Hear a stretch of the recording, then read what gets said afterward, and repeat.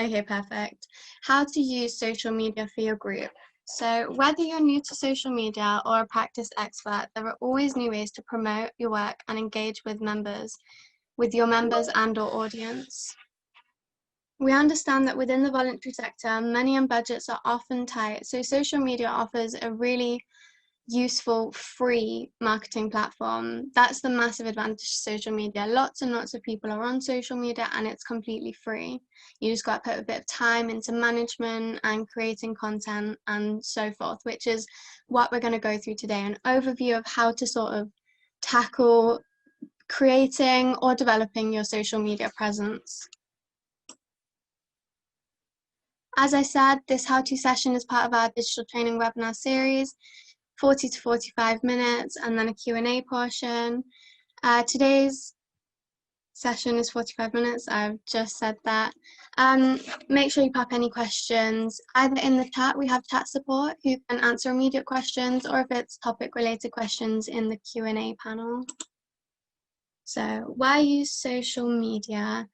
As I said, it's a free tool that's massively beneficial to community groups or reaching out and creating community. It's all about networking and bringing people in and being able to share your message online. And what can social media be used for? Just scroll up a tiny bit. As well as benefiting us on a personal level, social media platforms can be of immense use to you and your group. Connecting on a digital platform with members of your group allows you to grow your community membership and spread your message to your desired audience or to the general public, which means that you're going to be, one, enhancing the community that you've already built within your group, sharing information, sharing projects, allowing more people to get involved, but also you're going to be reaching new viewers and new people and being able to bring them into an online community. So it's just going to make it easier for people to understand your brand or your message or what you're doing with your group. So using social media and best practice. Really important things to consider when looking at how you're going to present yourself online is, what are your objectives? So the why, we're looking at the who, what, when, where, why of this. What are your aims? What do you want to achieve? What is your purpose? A great way to look at this is to outline your objectives and have a plan. So what your aims are is maybe tangible targets of reaching a certain amount of followers. Obviously, followers is quite superficial. What you're looking to ideally do is create a loyal following of people that are active on social media, because often people have lots of followers and no one interacting with their content. So it's better to have a smaller group of loyal and interactive people on your page. What do you want to achieve? So looking at maybe scheduling, posting weekly, increasing engagement, maybe reaching out to other brands and other people on social media, tagging people, because you're just going to bring people in to the community that you've already created. So if there's other people doing similar things to you, why not connect? Why not make connections and share resources, that sort of thing? And also, what's your purpose? So if you really figure out the core messaging of your social media, you're going to be able to tap into the audience that you're looking for, the specific audience. If you don't sort of figure out what the purpose of using social media is for, i.e. promotion of key dates or events that you're doing, or allowing people to ask questions and create community, your online presence is going to be a bit misdirected if you don't fully set out your aims and achievements at the start. So second consideration is who. Who is your desired audience?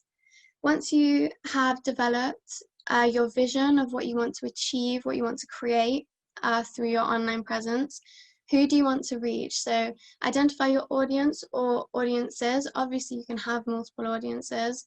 This also, in general, this whole practice is something I'd go through at the start of creating your online presence, or from now onwards, just have a little bit of a brainstorm, a little bit of a plan, just so that your social media can be more direct to its purpose. So desired audience, if you're looking at digital enablement, you're going to be wanting to go for a higher age group, and you're going to be picking social media platforms that reach older people or people who maybe aren't as tech savvy. Or if you're looking at reaching a younger audience, maybe you pick a social media platform like Instagram, which tends to have a younger demographic. It's that sort of thing. Like, understanding what your audience likes will enable you to post within that frame and attract the right audience. So it's just about posting meaningful content in terms of what you're willing to achieve. It's a lot of big words. It can get a bit wordy, but I hope it makes sense. So the what, the who, or the why, the who, and the what. So what are your key messages? Thinking about key messages, what you want to communicate and deliver to your audience. So once you've got your purpose, you need to think about the content that is going to further and embody that purpose. And you need to be thinking about the message that you're trying to get out to people, and how you're going to keep all of your content focused around your message and your ideals. This is just like an extension of branding. It's already what your organization does. So it's just making sure that information isn't too random. It's not confusing people that are going to be on your social medias. It's all very in line with your message and your organization. And so the how. Which platform is the best to deliver your message? There are a growing number of social media platforms, some more popular and widely used than others. Understand your audience to get to know which platforms they use. So this ties into desired audience as well. Understanding who you're targeting and what your objectives are going to help you to choose the social media that is best for you. There is limitless options of social media.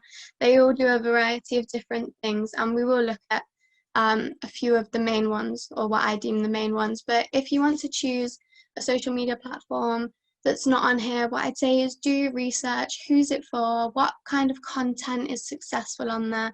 And just make sure you can tailor yourself and your content to be successful on that platform, because they do all operate slightly differently. Only marginally, but they still operate differently. So, moving on to key factors and considerations when using social media. So once you have established who your audience is, and it could be multiple audiences, I wouldn't do more than 3 audiences. I think 2 to 3 allows for a bit of room, and it allows for a few different types of people. But if you're trying to target 5 audiences, it's gonna get messy. So 1 to 3 of your key audiences, and then you can tailor your content, your tone of voice, and timings accordingly. So get to know your audiences and the content that they like. What are they talking about, and what other sites and pages are they looking at and reading? Try and discover who the people are that are influencing your area of work. Again, this is really important to your success. If you're not tailoring your content to emulate what your audience is looking for in their online social media interactions, you're just not going to hit the right audience. So be meaningful with the posts that you post. Again, with audience, be patient. Building a loyal following takes time. Like I said, the number of followers is not necessarily the be-all and end-all. It's great to have lots of followers, but if you're having nobody liking, commenting, sharing, it doesn't mean much, because you're going to need people to interact with your projects for you to get the most benefit out of your online presence. Again, with audience, give your audience something that they want.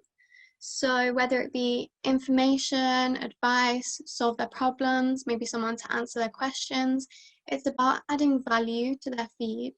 Instead of trying to shove lots of information, try and work out what they're looking for when they go online. So if they're going onto your page Are they looking for support? Are they looking for community?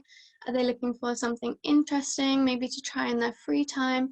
That sort of stuff is all going to be really beneficial, because if you're creating content that they like, it's going to be content that they come back for. And moving on to content creation. Content should be concise and well written. Find out the interests of your audience and what are their desires and frustrations. Be a problem solver, share content that will help people, look at other content your audiences are looking at, inform and engage. I would say definitely in this one, looking at other content that your audience is engaging with is a great place to look if you're starting your online presence or you're developing your online presence. Look at what other people are doing. You can learn from other people's mistakes, and also there's no point in reinventing the wheel. If you can understand what works, you can emulate that with your own brand message for your own targets and achievements that you're working towards. So definitely do your research before, because like I've said the word meaningful a few times now, but if you're creating meaningful posts that have had thought go into them, it's going to be a lot more understandable to a user of social media. So along with content creation, have a schedule where possible to ensure there's a nice flow of content. This is really important because lots of staggered and lots of really random posts can either be irritating or just a bit confusing. If you have a schedule, one, you're organized, your content's going to be more meaningful because you know that you've got to put something out on, say, a Thursday, and you're going to think about it and prepare for it rather than rushing to get up a post because you haven't posted this week. So having a schedule allows you to post more regular content, and I would say better quality content, because you're going to be more prepared.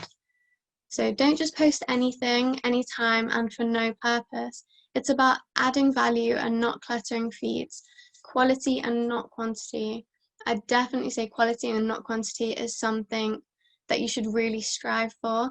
You're looking at engaging, and just pushing out lots of random information or random pictures is just going to, one, clutter your personal page. Say if someone new comes to look at your page, they can't understand what's going on because everything is all over the place and there's a mix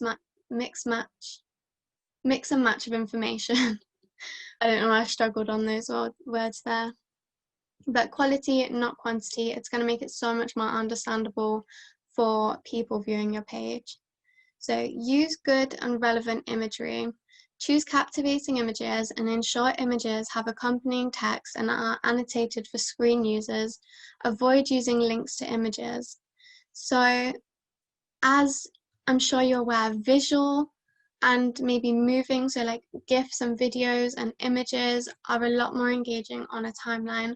When you're scrolling through lots of text, especially if a user sees a big chunk of text, they're much less inclined to read it. But if there's a eye-catching image or bright colors or a video moving, it's much, much more likely to read the text and understand what the post's about. So I definitely say just try and have some nice high quality images, just for the fact that it's going to make your feed look more interesting and more aesthetically pleasing, as well as drawing people in, because people go on social media for a bit of a break. It's a relaxing thing. They don't want to read paragraphs. So try and keep it short and sweet and visual and engaging.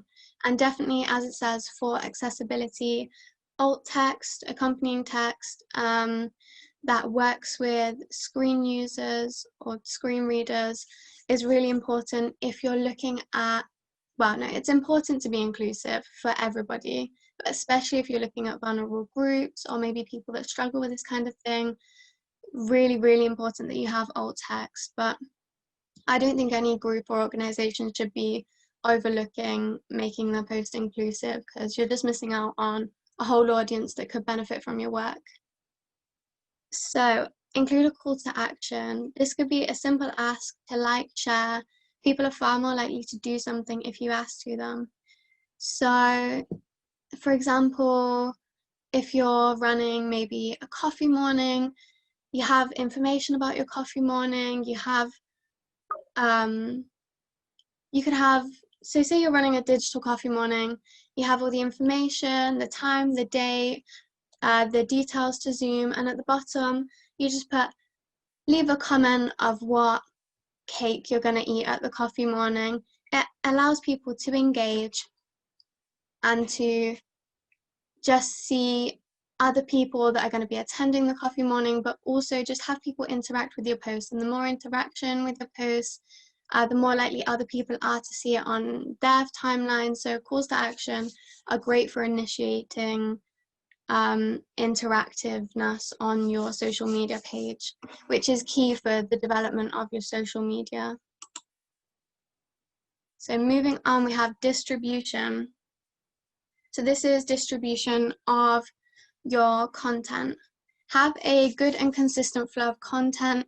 This is massively where your schedule comes in. I would say don't overschedule yourself.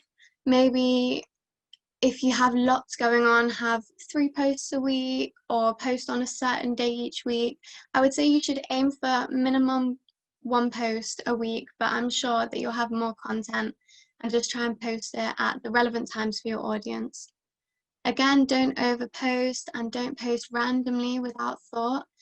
It's about consistent quality and not quantity, going back to that point, but consistency is going to help you maintain the quality. So post at a time when you know that your audience will be online. This is something that you can do just through research, looking at your demographic. Once you've decided the audience, you go and look at when they're likely to be online and how they interact with social media at different times of the day. I think often it's best to have posts for outside of work hours. So in the evenings or on the weekends, think about times that people are more likely to be using social media, but also do your research, because there's tons of great resources on the internet. You don't need to sort of guess. You can actually go and find out when the height of which age group is on which social media platform. So interacting with your audience. Got lots of bullet points for this one. Engaging with your audience helps to increase following and build a loyal following. People who like and share your content.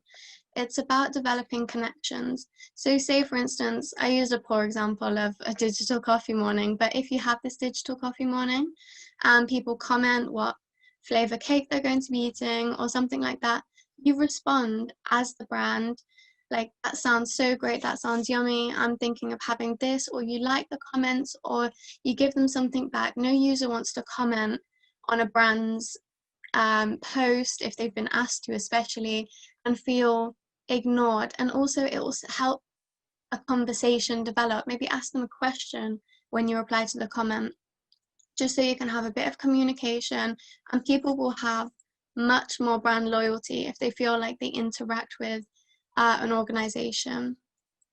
So engage with your audience, ask questions, start conversations, join discussions, comment, provide feedback, and share stories.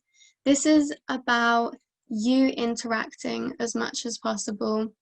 So joining relevant groups to your organization, discussing with people in there, tell them about what you're doing.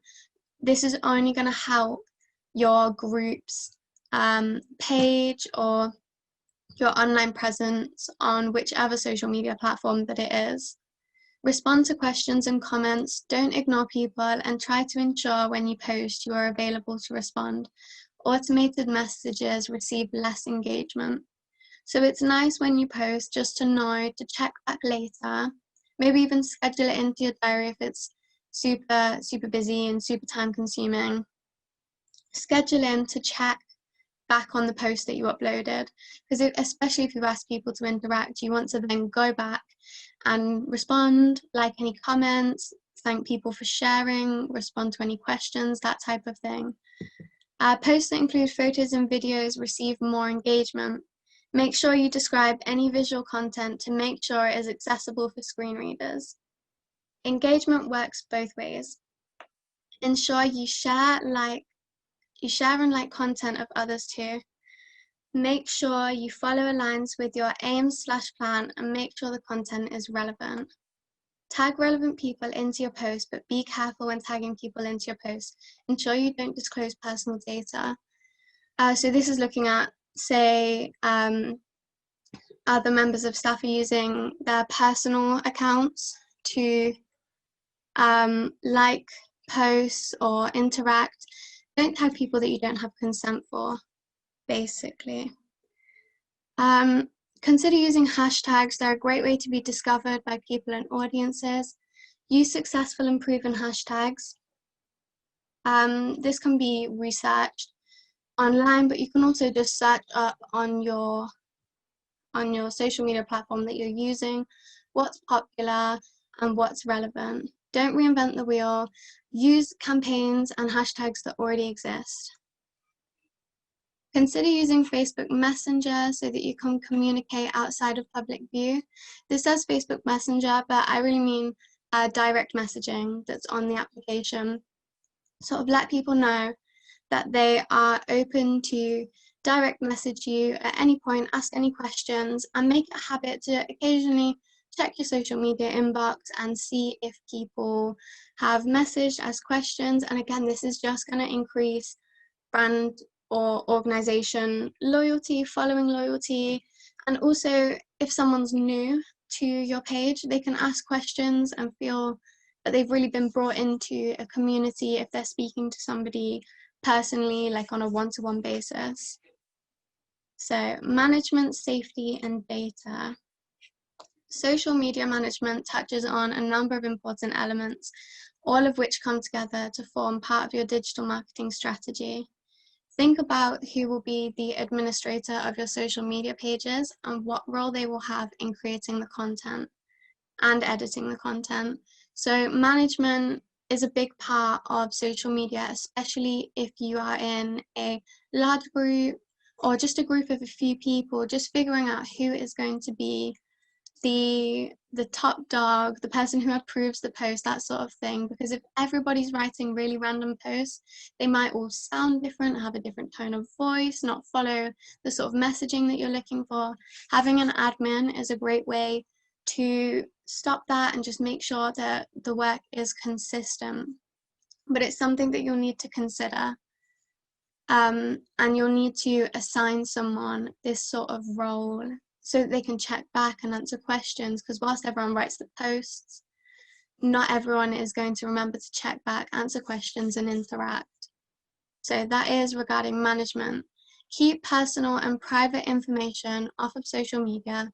This is important when you're protecting your group's safety, privacy, and data. So like I said about tagging people in posts, if you're tagging staff, that is their personal account, and that might not be something that they want on your organization's account, and you do have to respect that, because not everybody wants their social presence all tied in with their organization or their group. So it's just something to keep in mind and be wary of, that even if you don't mind at all being tagged in a post, other people feel different about social media. Have consent when posting pictures or information about members of your group, or just people in general. You don't want to be posting pictures that people aren't happy to be on the internet. Again, it's all about consent and what people are okay with and not okay with when it comes to their online presence. Because pictures of people are quite personal, and you just want to make sure that you're not going to be harming anyone or offending anyone. So we'll look now at which social media platform is right for you. There are a multitude of social media platforms that you can use to connect. Each platform hosts a unique feature that will be of varying value depending on what it is that you're trying to achieve. So like when we talked about setting out your aims and achievements, this selection of which social media platform you're going to use is going to heavily tie into that, along with your audience and what you wish to achieve with your online presence. Is of massive influence over what social media you should be using. You shouldn't probably just pick a random one and just sort of run with it. It's best to go into social media informed and with the best strategy for reaching as many people as you possibly can. So today we'll focus mainly on Facebook, Twitter, and Instagram, as this is what I personally deem the most used or the most important if you're looking at starting or developing online presence. Something that I will say is that I completely lost my train of thought. Something important to note is that different social medias work differently for different groups, different people. Like I said, just do your research, and it is nothing wrong with not picking any of these social medias. It's just all about going into it informed. So I've made a grid for us on, this is what you can do with each of the platforms. So the icons from left to right are Facebook, Twitter, and Instagram, which I mentioned, and then YouTube, LinkedIn, and Pinterest. So I will, in the thank you for attending email, I will share all of this with you. We're also going to upload this PDF as a toolkit to our website. So this is a resource you can come and look back at, because there's a lot going on. There's lots of green ticks, and it's hard sometimes to cross-reference which is in each column. But uploading text. So the main platforms that I would say are text-based would be Facebook, as you create your posts, Twitter, as the whole thing is primarily text, and LinkedIn. That's not to say that you can't have captions on Instagram. Instagram is picture-based, but you do have room for text underneath. It's just that those three at the top are primarily text-based or text-sharing social medias. Uploading images, the only one of the social medias above that doesn't use images is YouTube. And that's because YouTube is very unique as a social media. It's video-based, video only. So it's purely video broadcasting as a site. The rest of them you can upload images. So uploading videos, all of these are ticked for Facebook, Twitter, Instagram, YouTube, LinkedIn, Pinterest. However, I would say with LinkedIn and Pinterest, sharing video is less common. I made sure that I had a double check online, and it says you can share videos. It's just not something that is so common. But Instagram, you can share video content. So say you created a nice visual video promoting your brand, you could upload that to Facebook, Twitter, Instagram, YouTube, all of them. And video is a great way to have people engage with your content, as it is more eye-catching than just plain text.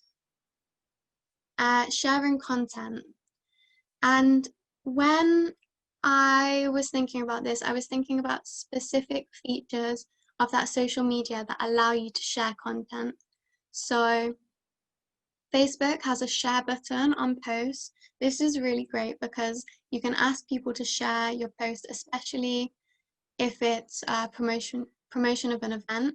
If they share it, it means that it's going to go onto their Facebook page as well as yours, and all of their friends and followers, if they're scrolling, will see it. So Facebook's great for sharing. Twitter has a retweet button, which is also really great.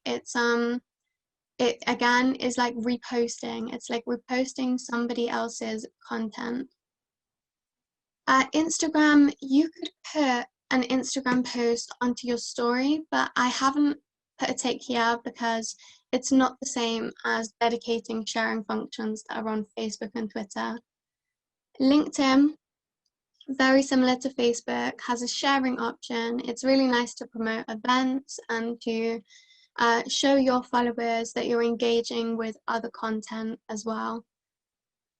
Friending and following, all of them have friends and followings. YouTube uses it as subscriptions, Facebook is friends, Twitter is followers, And that just sort of falls into the nature that Facebook is a very community, like building a community-based social media, and Twitter is more of a broadcasting information, so you would follow for information, whereas on Facebook you would more connect. Liking and reactions. All of them have liking and reactions apart from Pinterest. Pinterest works a little bit differently. It's a visual app where you are pinning images to mood boards. So the function of Pinterest in terms of your online presence could be to create really visual images and link them to your website. So when people click on those images, because they like the image, it would redirect them to your website. So that's sort of the main function of Pinterest for organizations or groups. Commenting is really important for interactivity. You can do this on all platforms, again, apart from Pinterest. Direct messaging. Direct messaging is great. It allows for the one-to-one personal interaction. It's going to develop your sort of brand loyalty. I'd say the best online messaging out of all of these applications is on Facebook. I think it's the simplest and the easiest to figure out, and people don't need to be following you back unless you have those sorts of privacy settings so people can ask you questions. But Twitter and Instagram do have direct messages, as do LinkedIn. I don't think LinkedIn's direct messaging service is as optimal as the other three, but highly recommend Facebook for their Facebook messaging app.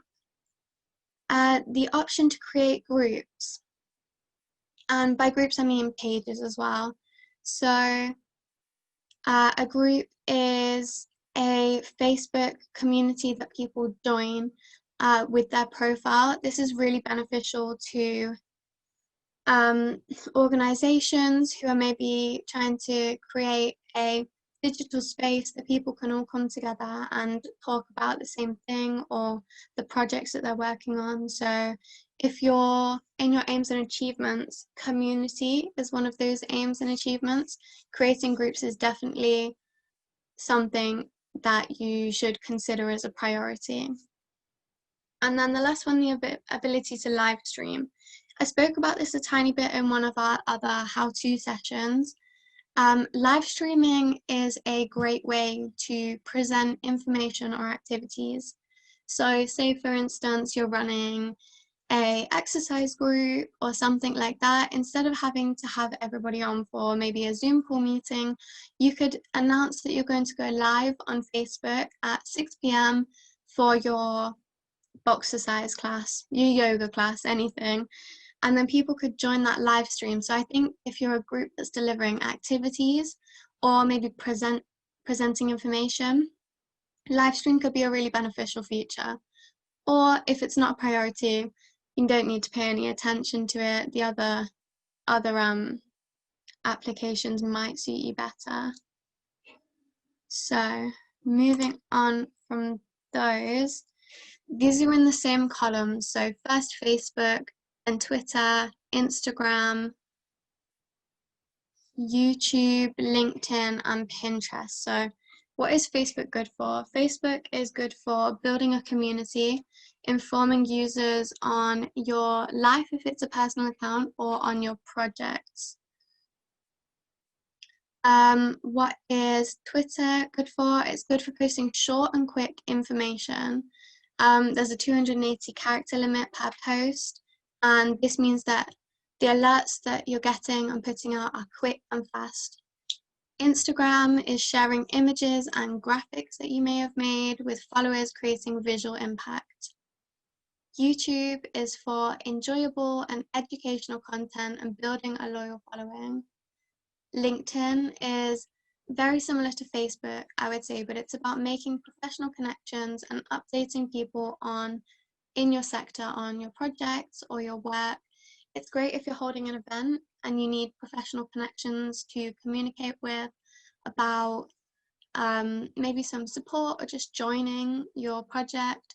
LinkedIn is a great way to go for that. But in terms of reaching your general wider audience, LinkedIn is more of a professional space, whereas Facebook is more of a everybody more casual space.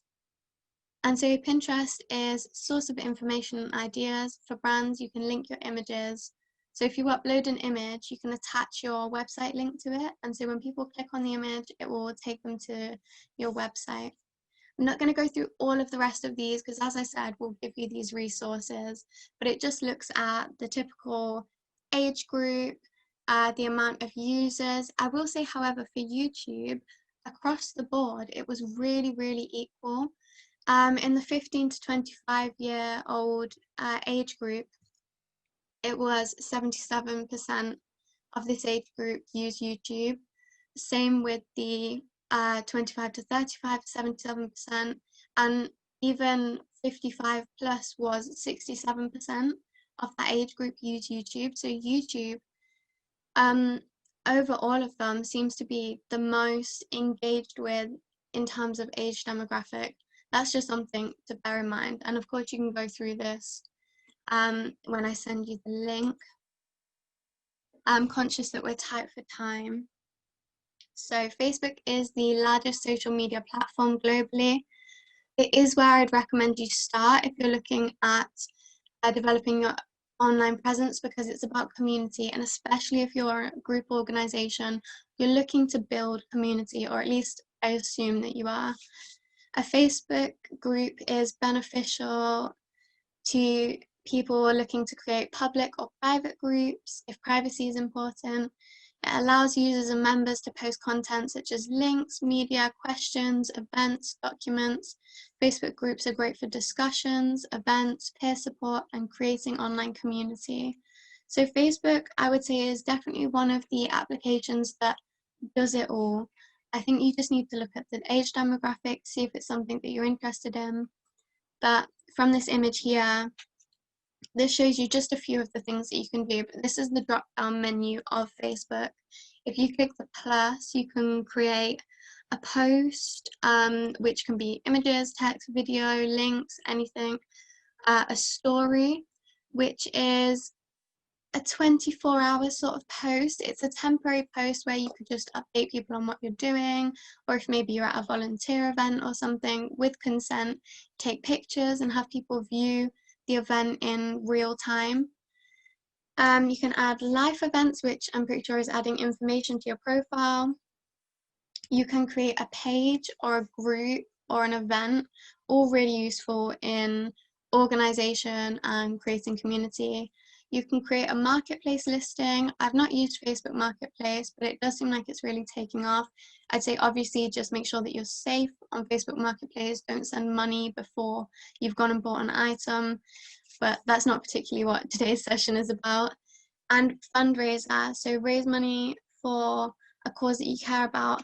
That could be something really interesting for an organization or group, but I'd just check out the terms and conditions of what maybe Facebook would take as a percent, or that sort of thing, because I know some sort of crowdfunding sites, you have to reach the goal before you can have the money, or they take a percentage, that sort of thing. So just be mindful of stuff like that.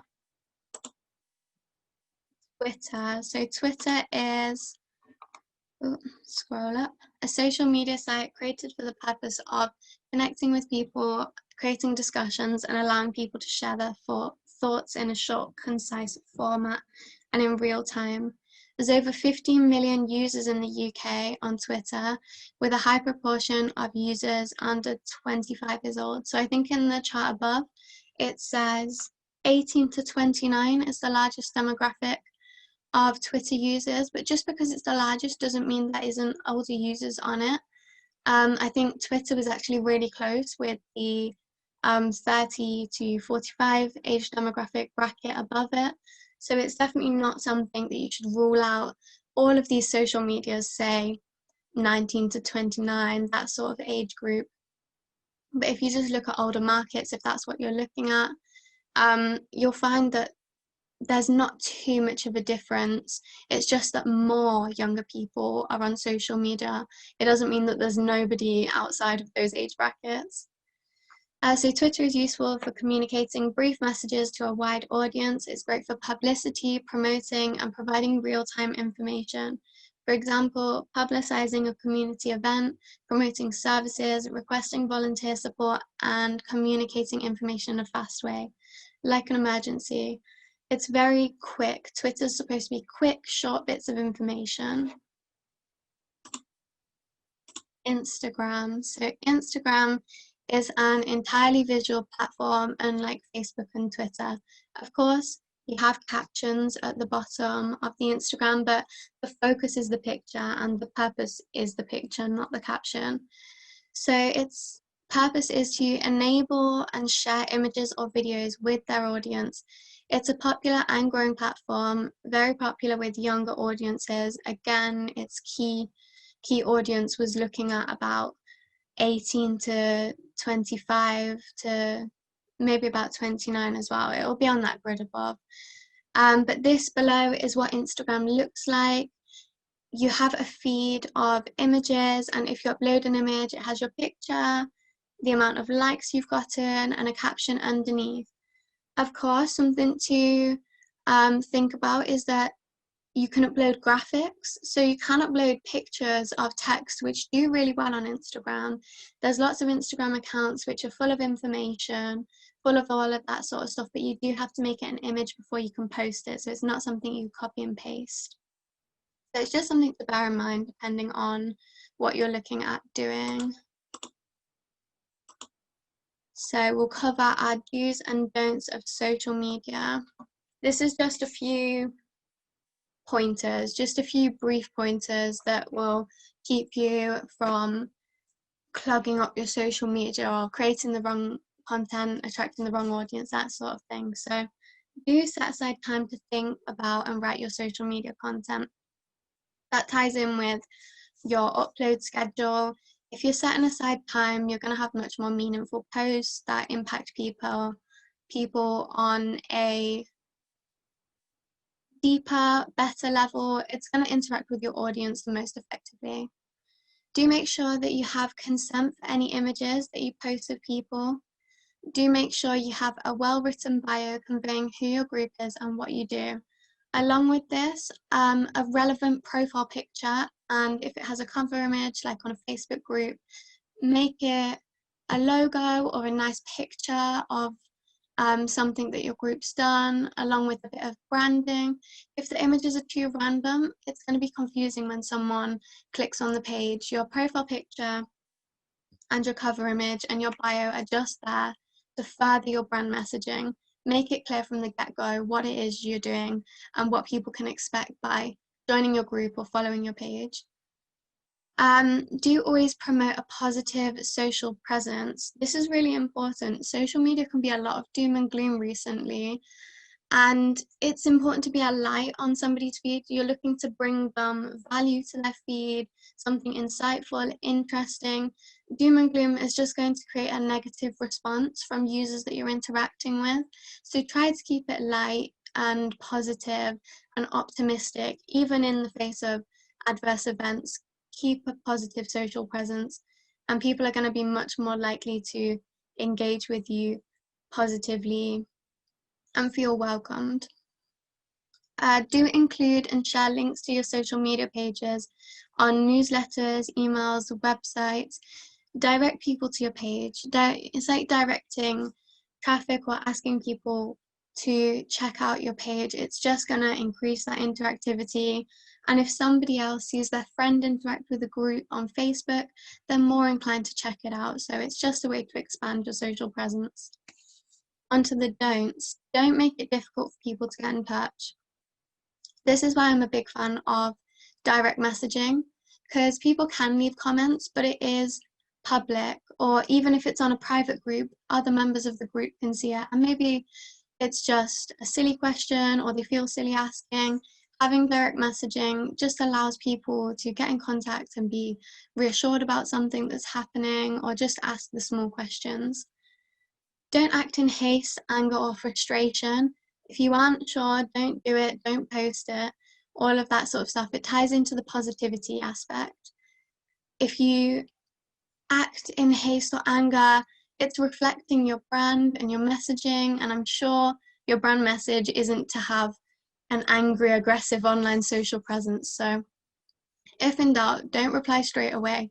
Maybe consult somebody else on how you should deal with a negative comment or some criticism or just bad news, that sort of thing. Very, very important point. Don't try to manage too many platforms at once and overcommit. Again, like we said, quality, not quantity. If you're new, if you're starting your own online presence journey, just pick one and just do it well. It's much better to do one social media platform well and have good engagement and to spread yourself really thin and sort of miss the mark when you're posting across 3 social media presences. Again, don't get drawn into the vanity of social media. This is sort of what I was talking about when I was talking about followers and the number of followers versus engagement. It is much, much more beneficial to you as an organization to have high engagement, loyal followers, and people to talk to and interact with. Numbers don't mean everything. It's great to have lots of followers, but if nobody's interacting with your content, you've not achieved your initial aims and achievements. Also, just a good top tip, don't miss calendar dates. They're a great excuse to post content. So look at your audience and look at maybe National Friend Week or Christmas. Christmas is a great one, post Christmas related content. It can help with keeping your content fresh and new and keep on topic and seasonal and just relevant to people's timelines. So especially maybe you work with animals, National Animal Rescue Day, something like that. It's really relevant to your brand and your messaging, and it's something that people will share because it's the context is there and it just makes sense to have a post as an animal company on World Animal Day. It's that type of thing. So I'm aware I've gone a tiny bit over. I was a bit rushed in that, but thank you very much for attending. We now have time for some questions and answers. If anyone has something they'd like to ask, just type your question into the Zoom Q&A panel. And I'm aware I've been getting a few notifications, so I'm going to stop sharing my screen, come back to the main screen and have a look at what we would like to be discussing.